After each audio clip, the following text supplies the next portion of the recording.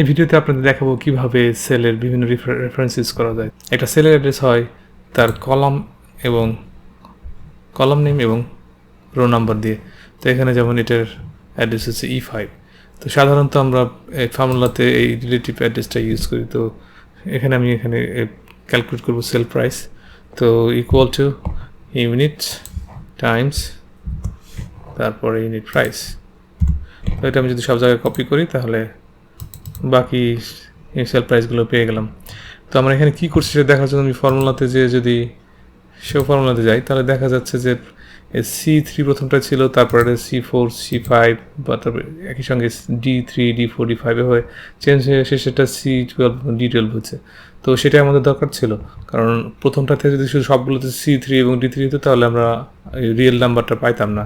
তো এইভাবে আমরা রিলেটিভ রেফারেন্স ইউজ করে আর কি ফর্মুলা কপি করতে পারি। আচ্ছা, তো এটা রিলেটিভ রেফারেন্স ইউজ করে আমরা এটার সেল প্রাইস পেলাম। এবার যদি আমি ট্যাক্স রেট ইউজ করে যদি ট্যাক্স অ্যামাউন্ট বের করতে চাই তাহলে এটা ইকুয়াল দিস টাইমস আমাদের ট্যাক্স রেট, এটা পাওয়া গেল। এটা যদি এখন কপি করে দিই তো পরবর্তীগুলো দেখা যাচ্ছে যে আর এখানে কোনো নাম্বার নেই। কারণটা কি? যদি এখানে যাই তাহলে প্রথমটাতে ছিল হচ্ছে এই 8% G1 এটা ছিল, তারপরটা হয়ে গেছে G2, তারপরে G3, এভাবে আস্তে আস্তে নিচের দিকে নেমে আসছে নাম্বারটা। কিন্তু সেটা তো আমাদের দরকার নেই, আমার আসলে দরকার ছিল G1। তো এটা প্রিভেন্ট করার জন্য আমাকে এটাকে ডলার সাইন দিতে হবে এবং এটাকে বলা হয় অ্যাবসলিউট রেফারেন্স।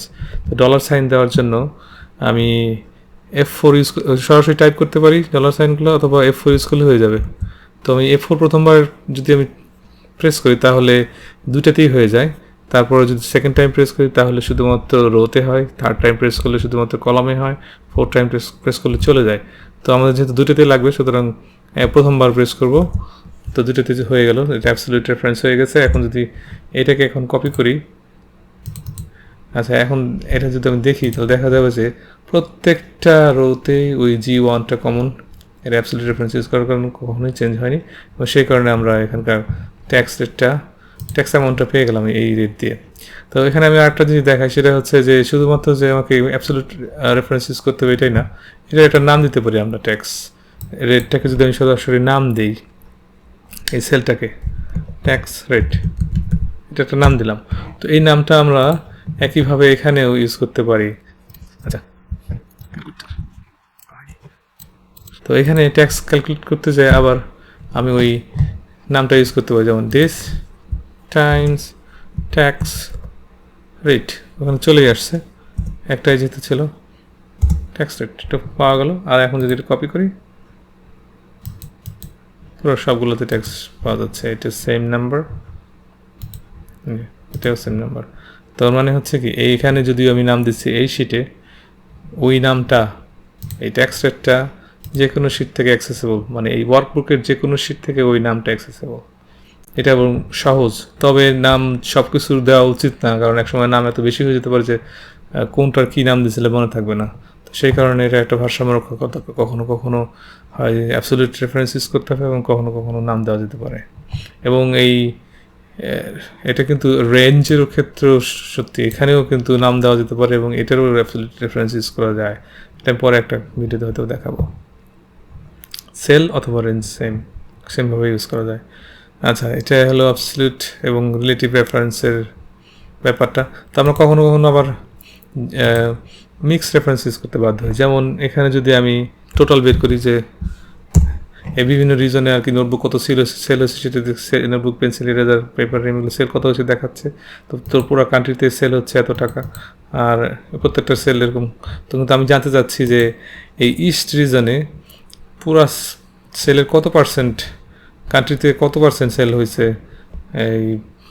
সেটা আমি জানতে চাচ্ছি। সে করার জন্য এইটা ডিভাইডেড বাই টোটাল সেল করতে হবে, আর এটাকে পার্সেন্ট করে দিলে হোমে যে এটা যদি পার্সেন্ট করে দেয় তাহলে দেখা যাচ্ছে 22%। তো এটা যদি আমি এখন এই সেল এটা যদি কপি করি অ্যাক্রস, তাহলে পরেগুলো দেখা যাচ্ছে যে একদম খুবই খারাপ অবস্থা, নাম্বার হচ্ছে না।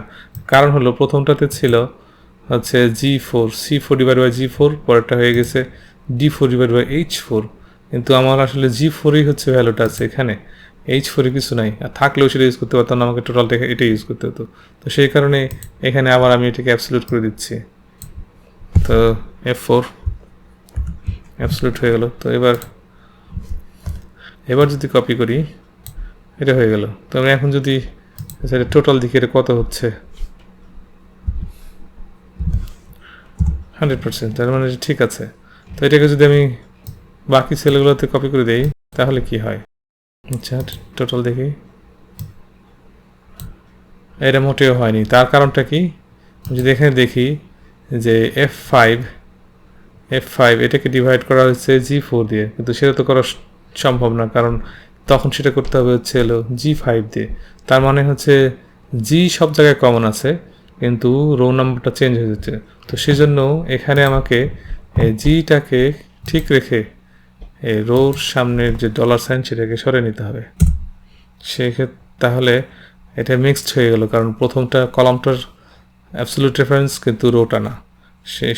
সেই মিক্স রেফারেন্সটা যদি ইউজ করি তাহলে বাকিগুলো পাওয়া যাবে। যেমন এটা কপিগুলো এটা সেম থাকবে, কারণ এটা তো আগেও রিয়েল ভ্যালু ঠিক ভ্যালুটাই ছিল। তারপরে এখন যদি এটাকে কপি করি তাহলে সব 100%, মানে সবগুলোই ঠিক আছে। তো এভাবে আমরা মিক্স রেফারেন্স ইউজ করি কখনো কখনো, যদিও এটা খুব বেশি ইউজ করা হয় না, কিন্তু কখনো কখনো ইউজ করা হয়, এবং এটা আপনাদের জানা থাকলে কীভাবে ইউজ করা যেতে পারে। তো আজকে আমি দেখালাম কীভাবে রিলেটিভ এবং অ্যাবসলিউট রেফারেন্স ইউজ করতে হয়, এবং কখনো কখনো আমরা মিক্স রেফারেন্স ইউজ করি। হ্যাঁ, পরবর্তী ভিডিও দেখার আমন্ত্রণ রইল।